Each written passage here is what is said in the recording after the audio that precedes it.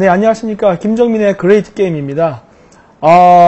분위기가 변했을 겁니다. 뒷배경이 지금 바뀌었는데, 저희가 그동안 많은 그 후원금이나 그런 성원들을 모아가지고, 저희가 사무실을 좀 넓게 잡았습니다. 그래서 앞으로 여기는 뭐 저만의 공간이 아니라, 이제 다른 그 젊은 유튜버 친구들에게도 장소를 제공해주면서, 그 장소라던가 장비가 없어서 좀 고생하는 친구들이 있으면 저희가 같이 도와가지고 찍으려고 좀 무리를 했습니다. 그래가지고 이렇게 하다 보니까 이 장소가 바뀌었는데, 앞으로 그레이트 게임은 제가 요 컨셉으로 해서 계속 찍을 예정이고요. 오늘은 그 추석이 있다 보니까 그 저희 스태프라던가 저도 그렇고 이제 차례를 지내러 가야 되는 관계로 녹화로 진행을 하게 됐습니다. 그래서 이번에 그 광고에서도 했다시피 오늘은 그 판빙빙과 우리나라 그 좌파 연예계에 대한 이야기를 아주 짧게 간단하게 언급하고 저도 좀 고향으로 좀 내려가 봐야 되겠습니다.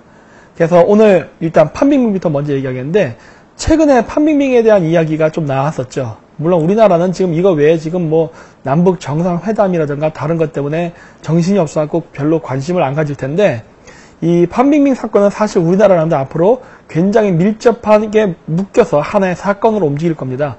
왜 그러냐면은 지금 우리 그 문정권 자체가 친중 정권이기 때문에 많은 문제에서 얽혀 있어요. 그렇기 때문에 이 쉽게 볼 문제는 아닙니다. 나중에 이건 제가 다음번에 하는 그 김기사 아침에 방송에서도 왜 제가 이 문제가 심각한지에 대해서는 한번 엮어서 잠깐 짧게 언급하겠습니다. 일단 그 최근에 판빙빙이 사라졌었죠. 그랬는데 그 판빙빙에 대한 그 이야기를 먼저 이해하려면요, 예전 스캔들에 대해서 먼저 알아야 됩니다. 그래서 여기 뭐 어떤 그 멋진 신세계라고 그 블로그에 보면은 재밌는 기사가 있어요. 뭐 중국 최고 인기 배우 판빙빙 왕치산 서기에게 성상납했다 라는 얘기가 나오는데, 이 왕치산이라는 사람이 누군지 우리나라 사람들은 잘 모를 겁니다. 근데 이 왕치산이 누구냐면은 그 시진핑이의 오른팔 2인자입니다. 그리고 원래 중국이 그 종래에 그 규칙을 깨고 고령인데도 불구하고 시진핑이 이 사람을 끌어들여서 자기네 그 상무회의 일원으로 삼았거든요. 원래 그런 사례가 중국에 없었어요. 중국 공산당 내부에서는. 관례상으로 이제 원로로 빠져야 되지만은 이 사람은 지금도 그 실세로서 정치 활동에 직접적으로 활동하게 되는데, 그것은 바로 시진핑의 영향 때문이었습니다. 왜냐하면 이 시진핑에게는 이 왕치산의 그 든든한 배후, 그 배경이 필요했기 때문이었어요. 그래서 이 시진핑이가 지금 현재 그 중국 모택통 이래 장기 집권을 하면서 철권 통치를 하고 있지 않습니까?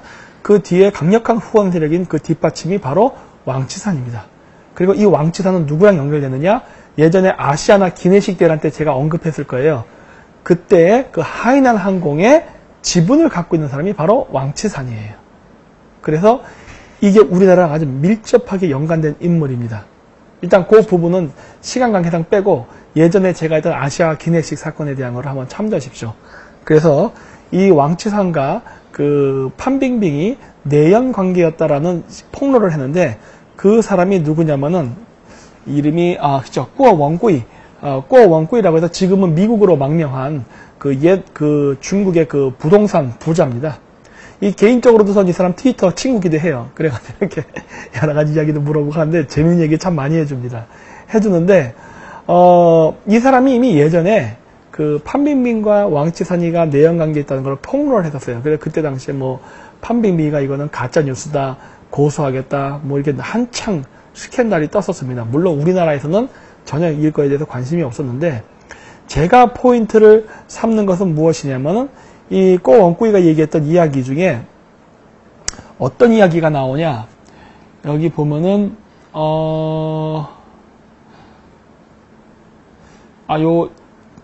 여기 보면 어떤 얘기가 나오냐면은 그 판빙빙이 그 성상납을 했고 이를 촬영한 영상도 있다라고 합니다.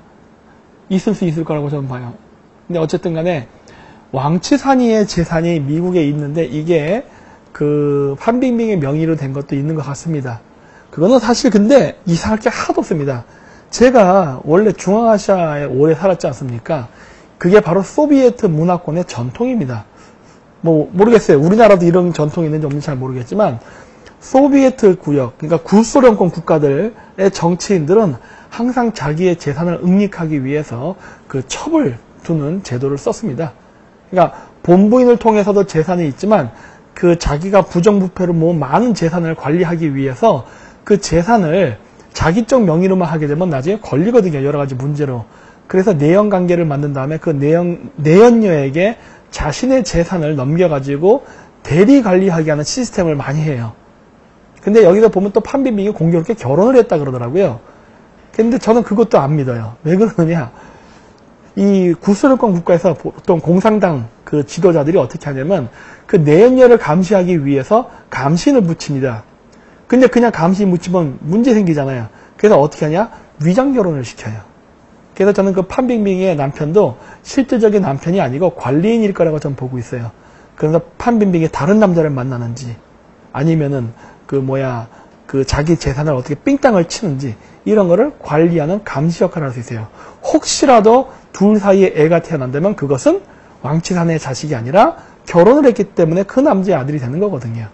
이런 식으로 여러 가지 그 효과를 노릴 수 있기 때문에. 그리고 여자 입장에서도 자신의 안전 그리고 그 재산을 지킬 수 있는 담보가 뭐가 됩니까? 자식이에요. 그래서 자식을 낳으려 한다고요.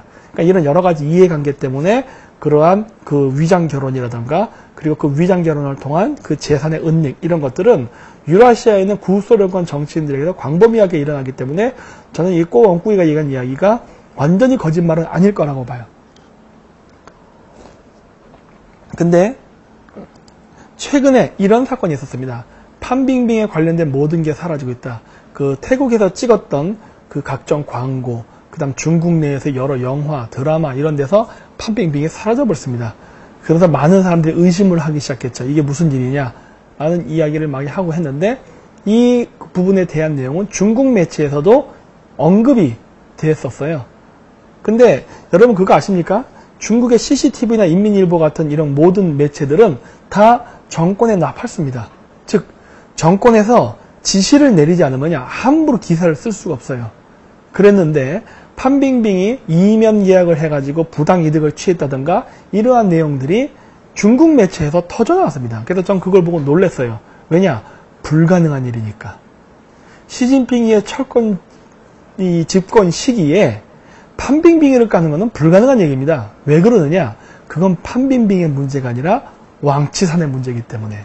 그리고 왕치산을 건드리면 결국 누구한테 간다? 그 영향이 시진핑에게 갑니다. 따라서 건드릴 수 없는 내용임에도 불구하고 판빙빙을 건드리는 거 보고서 그때 제가 느꼈던 것은 무엇이냐? 아, 시진핑 권력이 흔들리고 있구나예요. 왜 시진핑 권력이 흔들리고 있구나라고 생각하느냐? 분명히 판빙빙이의 비리를 터뜨리고 싶은 사람은 절대 시진핑 주변에 인맥일 리는 없습니다. 왜냐? 시진핑 집권 하에 있는데 시진핑 지지 세력이 판빙빙을 건드릴 리가 없어요. 왜? 실질적으로 그 시진핑이 하고 있는 그 반부패 전쟁의 선봉장인 왕치산의 내연녀를 건드린다는 건 있을 수 없는 일이거든요. 그렇다면 그 뉴스는 누가 터뜨렸을까 하는 거예요. 모르긴 몰라도 10중 8구 장택민 계열에서 했을 겁니다. 왜? 장택민 계열은 시진핑 계열에게 엄청 지금 까여가지고 많은 사람이 감옥에 가거나 죽고 재산을 잃어버렸기 때문이죠. 그래서 정상적인 구도라면은 지금쯤 시진핑의 장기 집권 기간 동안에 장택민 계열은 힘을 잃어가지고 이러한 것들을 할 수 없을 만큼 힘이 약해져야 되는데 이게 중국 매체에서 나왔다는 것은 중국 권력 내부에서 시진핑이의 불만을 갖는 사람들이 점점 증가한다는 것을 반영한다고 볼 수 있어요. 즉 시진핑이의 권력에 도전하는 세력이 힘을 얻었답니다. 그랬으니까 중국 매체에서 이게 보도가 됐겠죠. 라고 저는 지금 추측을 하는 거예요. 그래서 미국 언론에서도 그 판빙빙이가 잡혔다는 그러한 그 내용을 확인을 했죠. 근데 여기에서부터는 여러 썰이 나오기 시작합니다. 제가 본 여러 기사 중에 뭐가 있었냐면은 판빙빙이가 LA 공항을 통과했다. 왜? 거기 지문이 남았는데 그게 판빙빙 것이었다. 이런 얘기가 있어요. 그 얘기는 뭐냐면 판빙빙이는 그때 당시에 여러 비리 사건 때문에 공안의 조사를 받을 것 같으니까 해외로 출국했다는 소리예요. 그리고 출국이 됐기 때문에 LA 공항에 지문이 찍었겠죠. 하여튼 그러한 하나의 가설이 있고 또 하나는 뭐냐? 출국 못하고 바로 중국에 잡혀갔다는 설. 뭐 여러 가지 것들이 있어요. 그래서 저는 그 여러 신문 기사들을 읽으면서 제 나름대로의 가설을 어떻게 잡았느냐. 판빙빙이는 확실히 나갔을 것이라고 저는 봅니다. 왜냐? 지문이 찍혔다고 하니까. 제3자가 남의 지문 찍고 나갔을 리는 없어요. 굳이 그럴 이유도 없고. 그렇다면 분명히 판빙빙은 LA 쪽, 즉 미국으로 들어간 거는 맞는 것 같은데 어떠한 경로를 통해서 다시 중국으로 잡혀간 게 아닐까라고 보는 거예요. 저는 양쪽 설, 그러니까 중국에서 잡혔다는 설과 미국으로 도망쳤다는 설을 두 개를 다 취합해서 전 중간으로 보고 있습니다. 근데 거기에 그 여러 가지 그 이야기 중에 여러 소문 중에 어떠한 것이 있었냐면요. 어딨냐. 그렇지. 판빙빙이 성령의 도움을 받아서 그 탈출을 했다는 이야기가 나옵니다. 이 부분이 굉장히 흥미로워요. 물론 같은 영화계의 선후배 관계니까 성령한테 도움 받을 수 있어요. 왜냐면 그 97년도에 그 홍콩이 반환되던 시점에 많은 홍콩의 배우들도 그 캐나다로 망명을 갔습니다. 옛날 때 그 553 감독이라던가 그 다음에 뭐 주윤발 뭐 많은 그 당시 홍콩 르와르 영화를 했던 그쵸 어렸을 때 맨날 그거 보고 맨날 이쑤시개 입에 꽂고 비비탄총 쌍권총 들고 막 그 긴 바바리 코트 입고 막 그랬었거든요. 그게 한때 유행을 했었는데 그때 홍콩이 반환되면서 많은 홍콩의 예술인들이 캐나다로 망명했거든요. 그때 당시에 뭐 그런 홍콩 배우뿐만 아니라 탕웨이라 그래서 심지어 중국 대륙 출신 영화 배우들조차도 뭐 그 당시에 캐나다, 싱가포르, 홍콩 이런 쪽으로 적을 옮기면서 중국으로부터 탈출하는 붐이 있었습니다. 그래서 많은 사람들이 중국 공산당 정권에 의해서 연예계 사업이 그 탄압을 받는 게 두려워서 표현의 자유를 얻기 위해서 도망쳤는데 그때 성령이 어땠느냐? 성령은 국적을 바꾸지 않았습니다.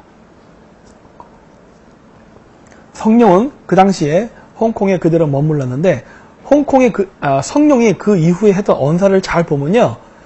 제가 홍콩인이었다면 성령을 배신자라고 느꼈을 만한 이야기들을 많이 했어요. 그랬고 옛날 2008년도 그 북경 올림픽이 결정됐을 때 북경에서 그 환영 퍼레이드가 열릴 때에도 그때 당시 제가 중국에 있었어요. 그러니까 그게 아마 그러면 2001년이나 2002년도쯤이었을 거예요.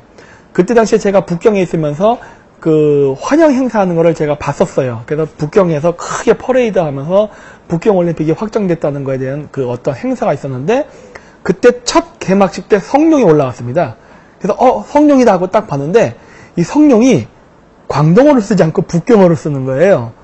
그리고 내가 와 특이하다 그랬어요. 원래 보통 홍콩 사람들이 자부심이 있어갖고 광동어로 얘기하거든요. 근데 북경어로 얘기하더라고요. 뭐 그것까지도 좋아요. 왜냐면은 원래 그 중국은 하나의 중국 정책을 하니까 홍콩 사람이라 하더라도 뭐 북경어를 할 수 있습니다. 뭐 그렇게 할 수 있는 거죠. 근데 그때 당시에 그 성령이 첫 마이크를 잡고 한 말이 북경어로 뭐였느냐? 我是中国人 뭐 이런 식으로 얘기하더라고요. 나는 중국인입니다. 그러면서 뭐 중국인으로서 이 북경 올림픽이 결정된 것을 환영합니다. 이런 식의 말을 막 하는 거예요. 그래서 나 그 얘기를 듣고 충격을 먹었어요. 이 새끼 왜 이러나 그랬어요. 이 홍콩인인데 그 정도로 홍콩 사람들 얘기하지 않거든요. 그래서 그걸 보고 아마 제가 물론 홍콩 사람은 아니지만 홍콩 사람이었다면 그 화면을 보면서 굉장히 화나는 사람이 있었을 것이라는 생각을 했었어요. 나중에 한번 그 영상 그 가지고 계신 분 있으면 저한테 좀 주소 좀 보내주세요. 저 그때 보기만 했었어요. 그게 인터넷상에 있는지 없는지 잘 모르겠지만은 뭐 하여튼 막 그러면서 막 중국을 빠는 얘기를 막 하는 거예요. 그래서 내가 보면서 야, 저 새끼 변했다 막 이런 생각 했어요. 사실 그 시점부터 제가 성경 영화를 안 보기 시작했습니다. 그랬었는데 그때 당시에 성령이 97년도 홍콩 할양 이후에 다시 홍콩 반환 이후에 성령이 계속 중국 정부 통치하에도 승승장구하면서 영화 활동을 했거든요. 그랬다면 홍콩은 누구의 지원을 받은 거겠습니까? 당연히 중국 공산당이에요. 그건 중국 공산당 중에 누구의 지원을 받았겠어요? 장택민입니다. 장택민 계열에게 지원받았을 거예요. 근데 판빙비가 망명을 할 때 성령이 도와줬다는 루머가 있는 거예요. 물론 성령은 강력히 부인을 했죠. 근데 제가 그걸 보면서 제 나름대로의 소설을 써본 거예요. 만약에 이것이 사실이라면 어떠한 소설이 가능할까라는 제가 생각을 해봤는데 어떻게 저는 그 기사들 여러 가지 그 소문들을 듣고 제 나름대로 이렇게 전체적인 그림을 짜맞춰 보느냐. 판빙빙이는 왕채산의 내연녀인데 장택민 계열의 반대파들이, 즉 시진핑의 반대파들이 시진핑이가 대중 무역전쟁에서 계속 실패하면서 중국 경제가 나빠지면서 내부 엘리트들의 균열이 생겼다. 그러면서 그 불만의 목소리가 있을 때 장택민 계열의 이 반대파들이 그 사람들에게 이러한 그 왕채상과 판빙빙 간의 내연관계, 그 다음에 그로 인한 각종 부정, 부패, 비리 사건을 터뜨리게 유도했다. 언론 매체를 통해서. 그래서 언론 매체에 그것이 방송이 나가자 판빙빙이는 거기에 위기의식을 느끼고 바로 해외로 도주를 했다. 도주를 했는데 이 도주를 성룡이 도와줬는데 성룡이 도와준 그 배후에는 장택민 계열이 있다. 즉 판빙빙이가 어디로 도망가는지를 결국은 성룡을 통해서 알 수 있답니다. 그래서 LA 공항에 분명히 판빙빙의 지문이 찍혔다고 했음에도 불구하고, 즉 중국으로 넘어갔음에도 불구하고 이게 다시 중국으로 돌아오게 된 거는 바로 그러한 추적이 가능했기 때문에. 그래서 판빙빙이가 미국 어딘가에 숨어 있었을 수 있는데 그 숨어 있는 은닉처를 바로 성룡을 통해서 알 수 있었다 해요. 그리고 그 알려진 정보를 다시 또 의도적으로 시진핑 계열의 공안에게 던져준 게 아닌가 싶은 거예요. 그래서 중국 공안이 가서 그 판빙빙의 입을 막기 위해서, 왜? 미국에 넘어갔으니까 미국에서 판빙빙이 무슨 말을 할지 모르잖아요. 그러면 제일 겁나는 게 누굽니까? 시진핑과 왕치산이에요. 그래서 다시 그 판빙빙을 잡아서 중국으로 데리고 온 게 아닌가 싶은 거예요. 그럼 미국은 만약에 이거를 몰랐을까 하는 거예요. 알았을 가능성이 높습니다. 그럼 미국은 왜 그때 당시에 판빙빙을 잡지 않고 놔줬을까 하는 거예요. 그거는 아마 미국 정부부 내에서도 판빙빙을 놓아주는 게 더 자신들에게 유리하다는 정치적 계산 때문에 그랬을 겁니다. 아니면 시진핑이를 엄청나게 트럼프에게 많은 양보를 해야만 했을 거예요. 판빙빙이를 데리고 오기 위해서. 그게 어쩌면 우리가 모르는 이 미중 무역전쟁 속에서 시진핑이가 일방적으로 미국에 까이는 큰 원인 중에 하나일 수도 있습니다. 어쨌든 결론적으로 판빙빙이는 중국에 와 있는 것 같아요. 처음부터 잡혀 있을 수도 있지만 나갔다가 잡혀 있을 수도 있어요. 그 중간에 썰은 제가 바로 이러한 여러 가지 성룡의 배후, 그 다음에 판빙빙의 배후 세력, 그 다음에 여러 가지 나와 있는 증거를 종합해서 봤을 때예요. 결론은 어쨌든 판빙빙이는 중국에 있는 것 같습니다. 근데 있다라는 것이 최근에 뉴스에 나왔었죠. 어디 있느냐? 여기 나오죠. 판빙빙은 집에 있다. 107일 만에 소식이 전해졌다 해가지고 지금 가택연금 상태로 있다고 하는 것 같습니다. 뭐 그럴 수 있어요. 근데 이제 문제는 뭐냐? 앞으로 판빙빙이는 영화 배우로서의 생명은 끝났답니다. 더 이상 활동 못하게 될 겁니다. 그래서 여러 가지로 지금 판빙빙이는 정치, 이 권력자들 간의 암투 속에서 제가 봤을 때 희생양이 된 것 같습니다. 안타깝네요. 미인방명이라고 속담이 이 판빙빙에 해당되는 것 같습니다. 왜냐하면 여태까지 판빙빙이랑 같이 포토조에서 사진을 찍었던 중국 여배우들은 죄다 올킬 당했거든요. 그 정도로 판빙빙은 굉장한 미인이었는데 참 한때 시진핑 권력에 줄 서가지고 영화를 누렸었지만 이 여자의 운명이 이렇게 미중 무역 패권 전쟁 속에서 이렇게 당할 줄 누가 알았겠습니까? 네. 그래서 어쨌든 판빙빙의 운명은 이런 식으로 끝이 났는데 제가 이것과 연결해갖고 이제 좌파 연예인들에 대해서 같이 이야기를 제가 한다고 했는데요. 그 이유가 뭐냐면요.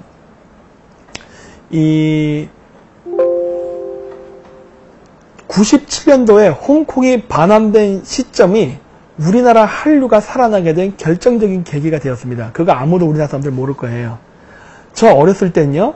모든 영화는 다 중국 영화였어요. 홍콩 영화였습니다. 저 어렸을 때 맨날 홍콩 영혼본색, 첩혈상웅, 그 다음에 쾌찬차, 성룡이 찍었던 거, 그 다음에 이소룡이 찍었던 정몽원 등등 제가 거의 유치원 시절서부터 해가지고 대학교 1학년 초기까지 모든 영화는 다 홍콩 영화였어요. 사실 아시아 영화는요, 홍콩이 다 일방적으로 독점을 했습니다. 그리고 애니메이션이나 드라마는 일본이 장악하고 있었어요. 그 정도로 이 아시아의 영화 시장은 홍콩과 일본이 장악하고 있었어요. 이 두 개의 기둥이 있었어요. 이 두 개의 기둥이 있었는데 이 홍콩의 영화를 찍는데 뒷배경에는요, 당연히 일본이 있었습니다. 성룡이 찍었던 많은 영화들 있죠? 그 미쯔비시라던가 일본 계열 회사들, 그 오데콘이라 부르는 그 대기업들이 다 지원해 줬었어요. 그러니까 성룡의 성장은 일본 기업의 후원이 있었어요. 물론 성룡 아까 내가 배신 때렸다고 했지 않습니까? 이런 것들이 있었어요. 그리고 그걸 바탕으로 해서 아시아 시장이 탄탄하게 장악돼 있었었죠. 그랬는데 홍콩 반환이 되면서 많은 홍콩의 연예인, 감독들이 다 캐나다라든가 싱가포르 이런 다른 데로 도망가고 망명을 해버리자 홍콩 영화가 죽어버렸습니다. 그때 당시에 홍콩 영화가 죽었을 때 홀로 유일하게 홍콩 영화를 지키면서 싸웠던 사람이 누구냐? 주성치예요. 지금도 저는 팬입니다. 주성치 팬이. 주성치가 찍었던 모든 영화는 제가 다 소장하고 있어요. 제가 주성치 영화를 보면서 오늘날의 변태가 됐거든요. 그랬는데 이 주성치 영화 한번 잘 보십시오. 특히 그 소림축구라고 있어요.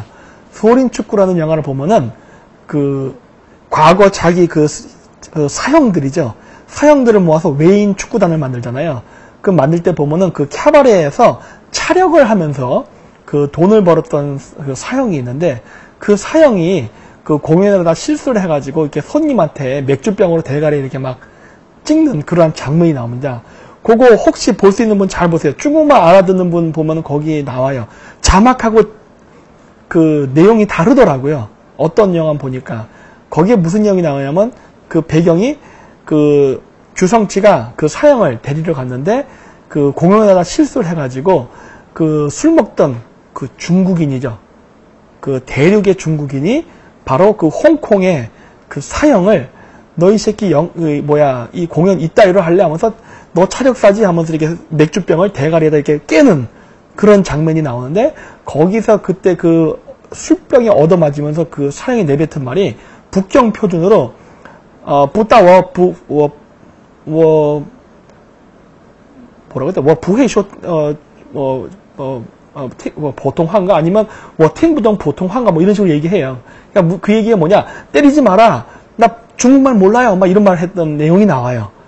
그게 내가 정확한 대사는 그냥 까먹었어요. 하지만 하여튼 대충 그러한 내용이었어요. 팅부동 부회쇼 보통화 베이징화 이런 식으로 얘기를 막 하는 게 나와요. 그게 쭉 이게 뭐야?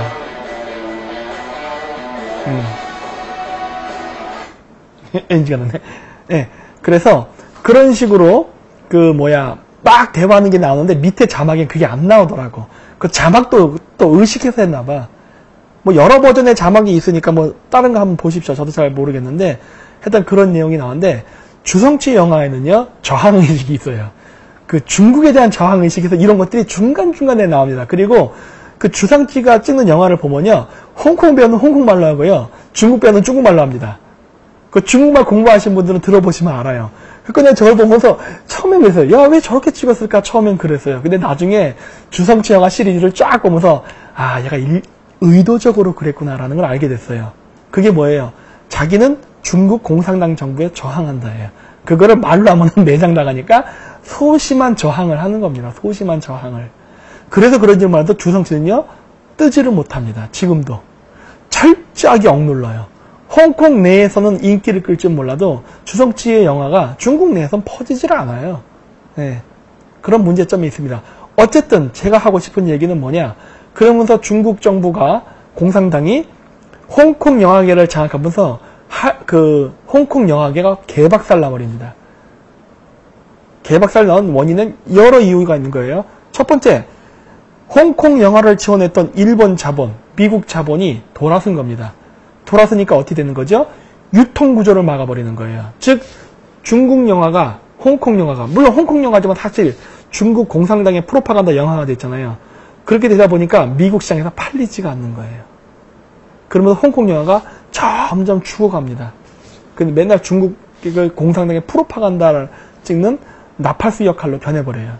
재미가 없어요. 요즘 여러분 홍콩 영화 안 보죠? 저도 안 봐요. 요즘 재미가 없어 안 봐. 그렇게 변해버린 거예요.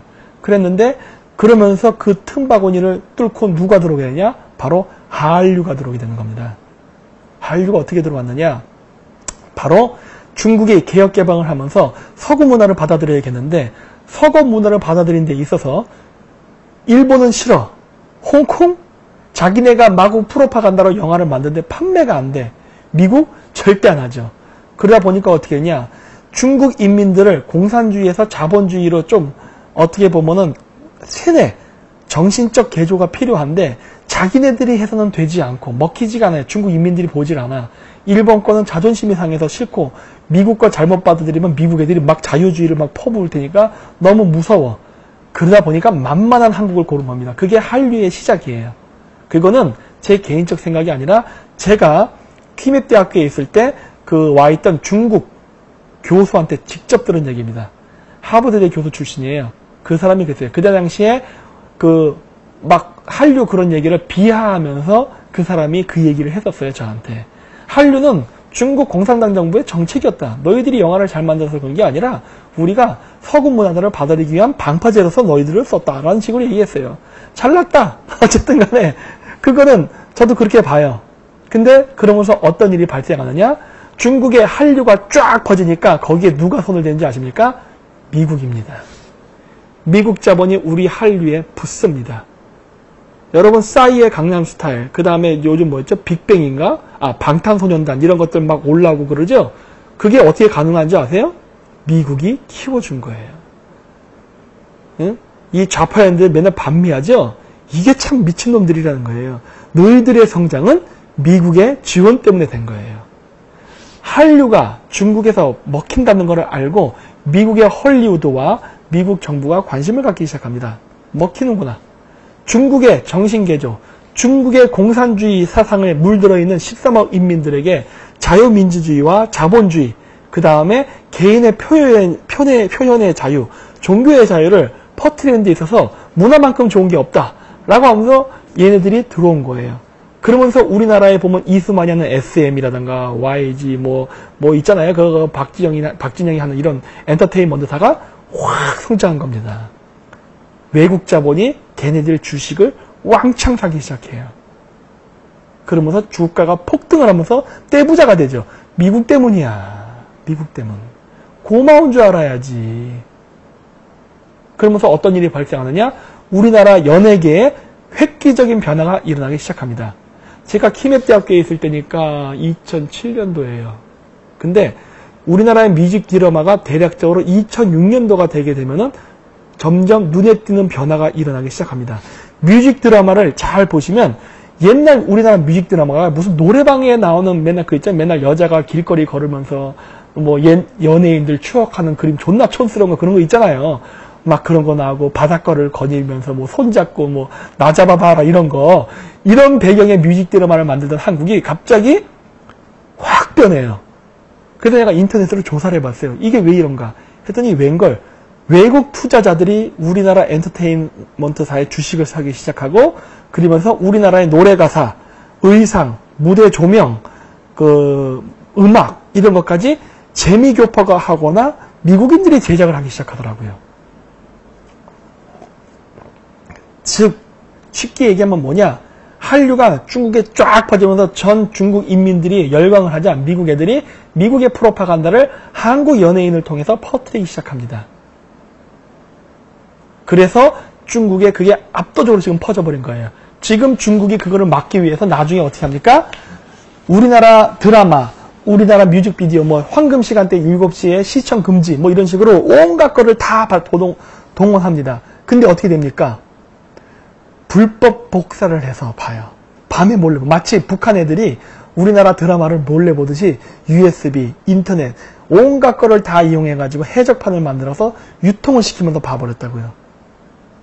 안 없어지는 거예요. 한번 자유의 맛을 본 중국 인민들이 지금 중국 공산당 정부가 온갖 압박을 하려고 해도 통하지 않는 거예요.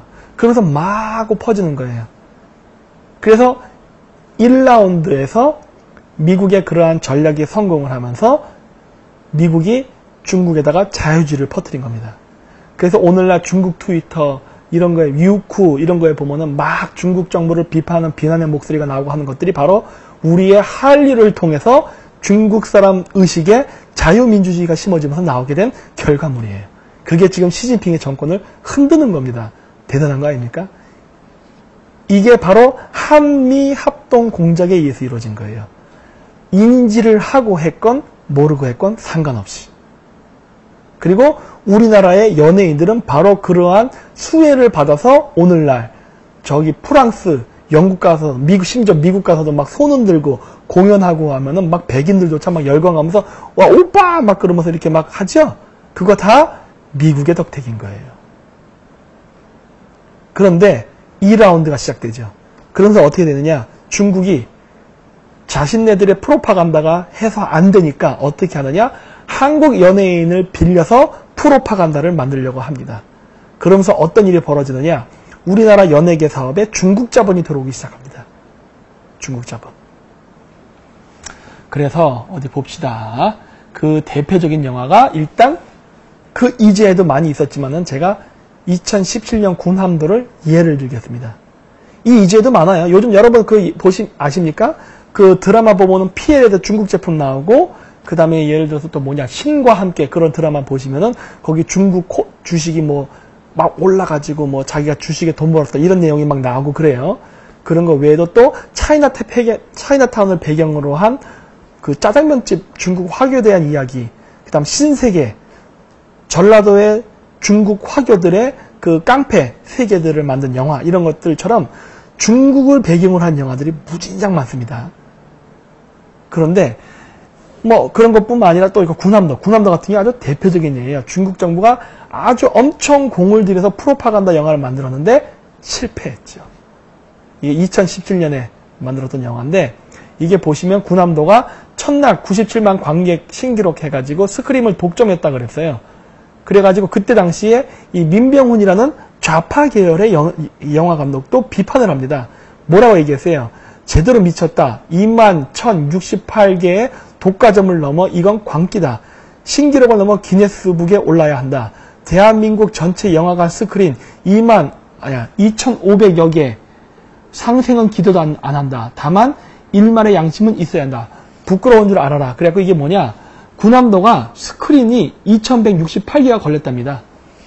우리나라 대한민국 영화관이 2,500여 개가 되는데 그 중에 2,168개를 장악해버린 거예요. 어떻게? 중국의 자본으로. 아주 쳐바른 거예요. 쳐바른 거. 왜?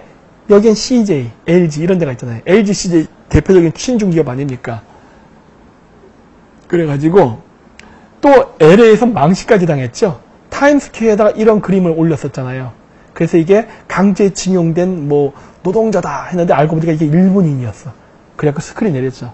개쪽 당한 거죠. 그래서 중국인들이 대규모로 한국에다가 한국 연예인들을 이용해가지고 군함도라는 영화를 만들면서 한국 내에서 반일 감정을 일으키게 하면서 그 한국의 좌파 우파를 갈라서 정치적 분열을 일으키게 유도를 하고 그러면서 더 나아가가지고 박근혜 탄핵 이런 건 다 복합적으로 연결되어 있는 거예요. 적폐청산 이런 거. 이런 프로파간다를 이용하면서 우리나라의 반미 친중 정서를 일으키려고 온갖 프로파간다를 쓰는데 바로 연예계를 이용합니다. 그러면서 반일 감정 부추긴데도. 그런데 실패했죠. 여기 보면 이렇게 120명이 죽었다라고 했는데 알고 보니까 일본인이었어요. 그래서 이게 바로 내려갔죠. 이것도 이 프로파간다를 우리나라 좌파 재미 교포들이 이렇게 공조를 해서 이게 희한해요. 왜 미국에 살면서 반미 행동을 하는지 모르겠어요. 얘네들이 이렇게 공조해가지고 중국 자본으로 만들어진 영화를 미국에 사는 좌파 재미 교포들이 자기네들이 돈을 들여서 했다는데 이것도 배달사고 있었다고 하죠. 이런 일들이 있었다고. 근데 저는 지금도 얘기하지만 저는요 난징 학살이 없었다고 생각하지 않아요. 있었습니다. 이게 아사히 신문이에요. 제가 일본에 있을 때 신문 배달했던 그 아사히 신문에서 이렇게 신문 기사가 났어요. 100명을 누가 더 목을 댕강댕강 잘 자르나 내기 대회에서 누가 이겼나 이런 것들. 일본 매체에서 일본 애들이 스스로 그 당시에 보도했기 때문에 저는 난징 학살 있었다고 봅니다. 다만 60만 학살인가 30만 학살인가 그거는 오바에다예요. 그건 아니다예요. 그 정도까지 죽이진 않았다예요. 하지만 난징 학살은 존재했다라고 보는 거예요. 단 중국인들이 뻥튀기 했다예요. 저는 그렇게 봐요. 그래서 자 여기서 나오는 게 바로 지금 겁니다. 중국 자본 텐센트 뭔지 아시죠? 카카오톡 인수하고 있는 애들 얘네들 텐센트들이 바로 CJ ENM 게임 사업을 지분 투자합니다. 그러면서 CJ에 들어와서 영향력을 끼치기 시작하고 카카오톡 하면서 지금 카카오뱅크까지 만들었어요. 우리나라 금융사업까지 합니다. 처음에는 우리나라 게임업으로 들어와갖고 이 카카오의 게임 있죠? 이런 걸로 들어와서 카카오 시장을 장악하더니 바로 은행도 장악하고 그리고 CJ랑 해가지고 함께 CJ 게임 사업에 지분 투자하면서 나중에 영화관까지 들어갑니다. 그래서 CJ 창투가 타임와이즈 인베스트먼트로 회사명을 변경을 해요. 그때가 언제였냐? 2014년 4월 17일입니다. 근데 이 타임와이즈 인베스트먼트 이사가 무슨 말을 하느냐? 내수 시장에는 한계가 있으며 중국과의 영화 공동 제작을 대안으로 제시했다. 즉 이때 붙어먹습니다. 2014년에 CJ가 우리나라 극장을 얼만큼 장악하는지 잘 아시죠? 여기에 중국 자본이 들어와가지고 그리고면서 CJ E&M이 외인 지분율이 1등이 됩니다. 왜 그럴까요? 중국 자본 때문에. 중국 자본이 가장 많이 들어간 데가 어디냐? CJ예요. 이렇게 되는 거예요. 이렇게 시나리오가. 이러면서 우리나라 영화계에 중국의 프로파간다를 넣기 위한 공작이 시작됩니다. 그러면서 우리나라에서 만들어지는 드라마, 영화, 그 다음에 PPL 등등 많은 분야에 중국 자본이 영향을 끼치면서 중국의 입맛에 맞는 드라마, 영화를 만들기 시작한 거예요. 그러면서 얘기하는 얘네들이 그걸 하기 위해서 뭐합니까? 반일 감정을 부추기기 위해서 뭐 공작이라는 등 각종 영화들을 다 만들죠. 통과할게요. 이것도 이제 그냥 통과하겠습니다. 그래서 이 이야기를 제가 왜 하느냐. 우리나라 한류가 뻗치기 이전에 우리나라 연예인들은 그저 국내에 조그만 연예인들이었어요. 그냥 국내에서 한국에서 뭐 오빠 뭐 언니 이러면서 그냥 유명했던 골목대장이었어요. 골목대장. 근데 그 골목대장이었던 그 초라했던 연예인들이 국제적인 세계적인 연예인이 되게 해준 데에는 바로 누가 있었느냐? 미국이 있었습니다. 미국이 미중 그 패권 경쟁 속에서 미국의 그 정신, 미국의 이상, 뭐 우리한테는 나쁠 게 없어요. 사실 좋은 거예요. 사실 그 덕택에 우리나라가 이만큼 잘 살게 된 겁니다. 민주주의라던가 표현의 자유, 종교의 자유 이런 것들을 얻게 된 건 다 미국의 어떻게 보면 그 문화를 받아들이면서 생긴 우리 어떻게 혜택이에요. 근데 중국 인민들에게도 혜택은 될 수 있지만 중국 공산당에겐 그게 독이거든요. 독재를 할 수 없고 종교의 자유를 줄 수 없고 표현의 자유를 줄 수 없는데 그게 미국 문화를 통해서 퍼지면 안 되기 때문에 철저한 규제를 했단 말이에요. 근데 그 규제를 하면서 풀어준 게 한류였는데 그거를 보고 미국 애들이 그 한류를 이용해서 우리나라에 대규모 투자를 하면서 우리나라 연예인들을 세계적 배우로 키워줬단 말이에요. 마치 성룡처럼. 마치 성룡처럼. 그래서 우리나라 연예인들이 미국에도 가고 프랑스에도 가고 영국에 가서도 이제는 그 미국에 있는 그 뭐 아시아계 미국인들 이런 사람들만 열광하는 게 아니라 거기에 있는 백인 흑인들까지도 그리고 뭐 히스패닉까지도 막 열광할 정도로 그렇게 세계적인 진짜 전 인류의 사랑을 받을 수 있는 배우가 될 수 있게 키워줬단 말이에요. 근데 이러한 영화 배우들 정우성 같은 이런 사람들이 전부 다 어떻게 되니까 좌파화되는 거예요. 왜? 그 이후에 중국 자금을 받아서 중국 돈에 놀아나면서 그러면서 반미적 성향을 띠는 배우가 된 겁니다. 자, 그러면 생각해 보십시오. 우리나라 한류의 운명이 어떻게 될 것 같습니까? 죽습니다. 그렇게 되면. 우리나라 한류는. 키워줬더니 세계적인 배우로 키워줬더니 거꾸로 칼을 꼽으려고 하는 거예요. 이러면 안 되죠. 지금 우리나라가 보면은 경제, 국방, 외교만 지금 미국에 대해서 배신을 하는 게 아니라 연예인들조차도 배신을 하는 겁니다. 중국 공산당 정부의 나팔수가 되려고 그래요.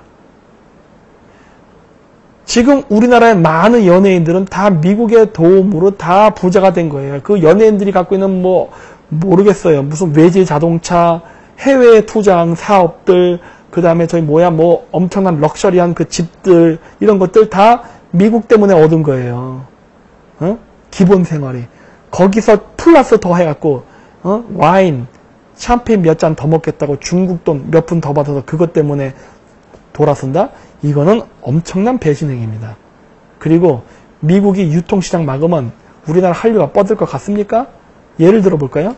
우리나라 중국이 헐리우드에 진출해가지고 많은 영화사를 장악했습니다.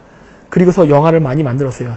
인디펜던스 데이 2, 림 퍼시픽, 뭐 기타 등등 뭐 여러 가지 영화들 많아요. 그 영화 산업들 지금 성공했습니까? 다 실패했습니다.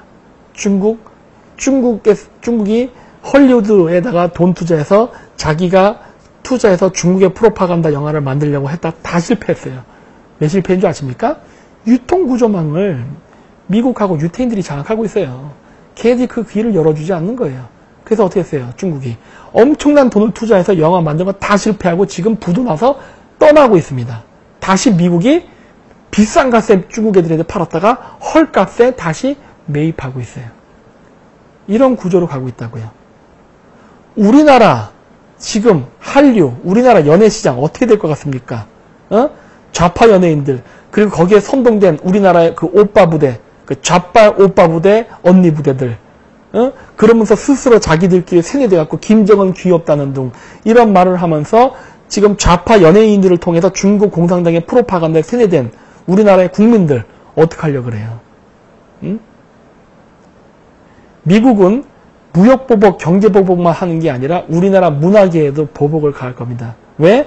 우리나라의 연예인들이 바로 중국동 몇 푼에 영혼을 팔아가지고 스스로 중국의 개가 돼갖고 지금까지 영화를 만들고 행동을 했기 때문이에요. 구남도만 그런 게 아니지 않습니까?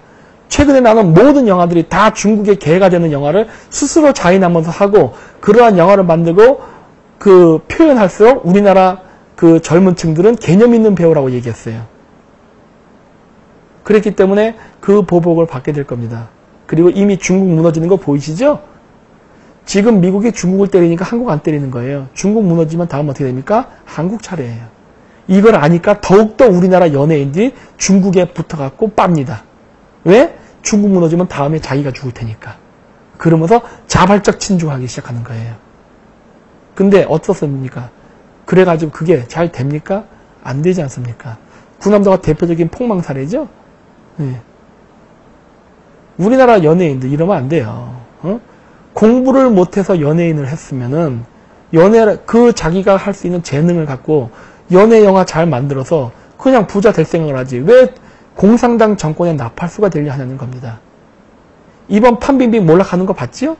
우리나라 연예계 연예인들 안 몰락할 것 같습니까? 이 정치판에 뛰어들어서 안 몰락할 것 같냐는 거예요. 전 이런 걸 보면 참 안타까워요. 왜 이렇게 어리석을까? 그래서 오늘의 그레이트 게임은 이 판빙빙, 그다음 우리나라 좌파 연예인들이 앞으로 어떻게 몰락할 것인가에 대해서 짧게 얘기했습니다. 그래서 이제 그 한가위가 됐으니까 그 맛있는 거 많이 드시고 저처럼 이렇게 돼지가 돼갖고 그 비만과의 전쟁하는 그런 슬픔을 겪지 마시고 적당히 드시고 온 가족들과 함께 모여서 그 이번에 그 문재인 대통령이 그 김정은을 만나서 어떻게 지금 쇼를 하는지 잘 대화를 하면서 이게 더 이상 경제도 많이 무너진 거 다 아시죠? 이 설날이나 추석에 모여서 밥상에서 그 세대 간의 갈등이 좌우의 갈등이 아니라 이번에 설날을 계기로 해서 추석을 계기로 해서 그 좌우가 화합할 수 있는 아주 따뜻한 밥상을 마련하실 수 있기를 그 한번 바라봅니다. 젊은 애들 지금 불만 많잖아요. 그동안 많이 욕했을 텐데 그게 자신들이 어떻게 잘못됐는지를 한번 성토하는 자리를 맞아주십시오. 가족 아닙니까?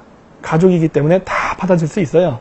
그동안 뭐 이렇게 좌파 우파로 갈라져서 개새끼 씹새끼 욕도 하고 아빠 자식 간에 의절을 했던 사람들도 이번 문재인의 경제폭망, 외교폭망, 국방폭망을 통해서 본인이 그 피해자가 됐기 때문에 쪽팔려도 얘기해요. 아빠 내가 잘못했어요 하고 다 받아줍니다. 가족이니까. 그래서 이렇게 아주 따뜻한 추석을 문재인과 김정은 때문에 마련하는 자리를 한번 가지셨으면 합니다. 그래서 오늘 그레이트 게임 녹화 방송은 이것으로 마치도록 하겠습니다. 그리고 10월달 언제죠? 우리 13일, 그죠? 10월 13일, 14일 날 또 비공개 그 강연이 있습니다. 그래서 이 비공개 강연에도 그 많은 참석을 해주시기 바랍니다. 아시죠? 저 요즘 그 이쪽 정권 애들이 제 계좌라던가 여러 가지 유튜브를 공격해서 저의 그 금전적 어려움을 이렇게 하려고 하는데 여러분들이 도와주셔야 됩니다. 그래서 저도 열심히 비공개 강의 준비를 많이 해서 오셔갖고 절대 손해보지 않았다라고 느낄 만큼 준비를 많이 할 테니까요. 많은 참가를 부탁드립니다. 그래서 제가 끝까지 이 투쟁을 할 수 있게끔 도와주시기 바랍니다. 네. 그래서 오늘 크리에이트 게임은 이렇게 마치도록 하겠습니다. 네. 감사합니다.